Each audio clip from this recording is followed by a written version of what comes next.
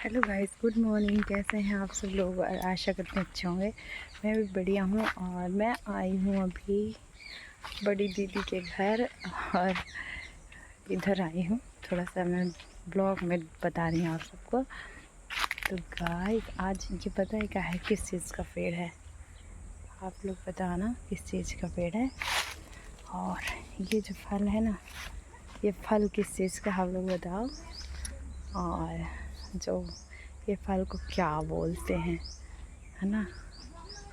तो कुछ जो लोग सही जवाब देंगे इनका मैं रिप्लाई करूँगी। तो गाइस, ये मेरी दीदी के यहाँ है और ये देख सकते हैं सब लोग हैं। बड़ी वाली दीदी के घर में है और अतुल भी आया है, हम लोग भी आए हैं। ये क्या अतुल, इसको क्या? काजू। सेव फल। सेव फल है। पर आप लोग बताना क्या चीज़ है।